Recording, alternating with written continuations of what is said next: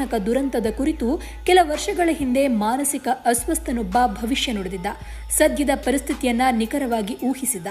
ಆದರೆ ಈತನ ಮಾತನ್ನ ಯಾರೂ ಗಂಭೀರವಾಗಿ ಪರಿಗಣಿಸಿರಲಿಲ್ಲ. ಅಷ್ಟೇ ಅಲ್ಲದೆ ಈ ವಿಡಿಯೋ ಕೂಡ ವೈರಲ್ ಆಗಿರಲಿಲ್ಲ. ಯಾರು ಕೂಡ ಇದರ ಬಗ್ಗೆ ತಲೆ ಕೆಡಿಸಿಕೊಂಡಿರಲಿಲ್ಲ. ಆದರೆ ವಯನಾಡು ದುರಂತದ ಬೆನ್ನಲ್ಲೇ ಈ ವಿಡಿಯೋ ಸದ್ದು ಮಾಡ್ತಾ ಇದೆ. ಕೇರಳ ವಯನಾಡಿನಲ್ಲಿ ಸಂಭವಿಸಿದ ಭೂಕುಸಿತ ಹಾಗೂ ಪ್ರವಾಹ ದುರಂತ ಚಿತ್ರಣಗಳು ತೀವ್ರ ನೋವನ್ನು ತರ್ತಾ ಇದೆ. ರಕ್ಷಣಾ ಕಾರ್ಯಾಚರಣೆಗಳು ನಡೀತಾ ಇದೆ. ಪ್ರತಿಯೊಂದು ಪರಿಸ್ಥಿತಿಯನ್ನ ಈ ಮಾನಸಿಕ ಅಸ್ವಸ್ಥ ಭವಿಷ್ಯವನ್ನ ನುಡಿದಿದ್ದ. ನಗುತ್ತಾ, ಅಳುತ್ತಾ, ಒಂದು ರೀತಿಯಲ್ಲಿ ಕಿರ್ಚಾಡ್ತಾ ಈಗಿನ ಪರಿಸ್ಥಿತಿ ಯಾವ ರೀತಿ ಇರುತ್ತೆ ಅನ್ನೋದನ್ನ ಕೆಲವು ವರ್ಷಗಳ ಹಿಂದೆಯೇ ಹೇಳಿ ಎಚ್ಚರಿಸಿದ್ದ. ಈ ಮಾನಸಿಕ ಅಸ್ವಸ್ಥ ಹೇಳಿದಂತಹ ಭವಿಷ್ಯ ಮಲಯಾಳಮಲ್ಲಿದೆ. ನೀವು ಸ್ಕ್ರೀನ್ ಮೇಲೆ ವಿಡಿಯೋವನ್ನು ನೋಡಬಹುದು. ನಾವು ಕನ್ನಡದಲ್ಲಿ ಅದರ ಬಗ್ಗೆ ಎಕ್ಸ್ಪ್ಲನೇಷನ್ ಕೊಡ್ತೇವೆ. ಯಾರಿಗೂ ಸಮಯವೇ ಇಲ್ಲ. ಎಲ್ಲರೂ ಕೂಡ ಹಣ ಮಾಡೋದ್ರಲ್ಲಿ ಬ್ಯುಸಿಯಾಗಿದ್ದಾರೆ. ಕಂತೆ ಹಣ ಮಾಡಿ ಈ ರೀತಿ ದೊಡ್ಡ ಅರಮನೆ ರೀತಿಯ ಕಟ್ಟಡವನ್ನ ಕಟ್ತಾ ಇದ್ದಾರೆ. ಬಳಿಕ ಆ ಕಟ್ಟಡದೊಳಗೆ ಈ ನೋಟುಗಳ ಕಂತೆ ಭದ್ರಪಡಿಸ್ತಾ ಇದ್ದಾರೆ. ಆದ್ರೆ ನೆನ್ಪಿಟ್ಕೊಳ್ಳಿ, ಆ ಕಟ್ಟು ಒಡೆದ್ರೆ ನೀರು, ಮಣ್ಣು, ಕಲ್ಲು ಪ್ರವಾಹ ರೀತಿಯಲ್ಲಿ ಬರ್ತದೆ. ಅದು ಮರಣದ ಓಟವಾಗಿರ್ತದೆ. ಈ ಮೃತ್ಯುವಿನ ಓಟಕ್ಕೆ ಎಲ್ಲವೂ ನಶಿಸ್ತದೆ. ನೀವು, ನಿಮ್ಮ ಕುಟುಂಬ, ಗ್ರಾಮದವರು ಎಲ್ಲರೂ ಸಂಪೂರ್ಣವಾಗಿ ನಶಿಸಿ ಹೋಗ್ತೀರಿ.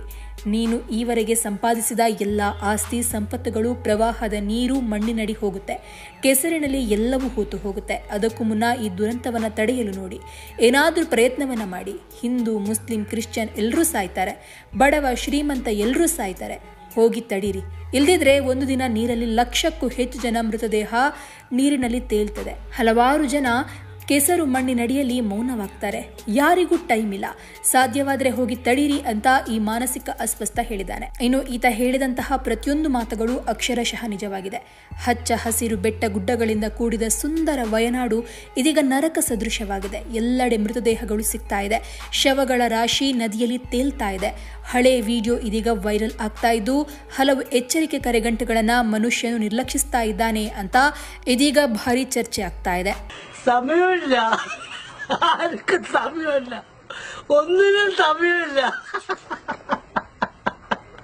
എല്ലാരും തിരക്കിടാ, പൈസ ഉണ്ടാക്കണ തിരക്ക്.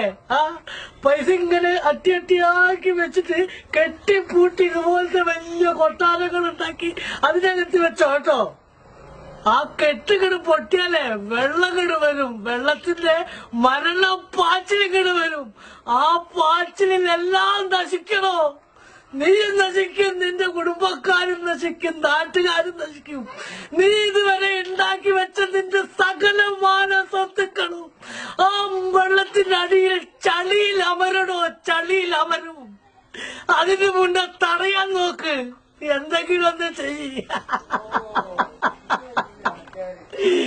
മുസ്ലിമും മരിക്കും, ഹിന്ദുവും മരിക്കും, ക്രിസ്ത്യാനിയും മരിക്കും, പാവപ്പെട്ടവനും മരിക്കും, പൈസക്കാരനും മരിക്കും. പോയി തടയണോ?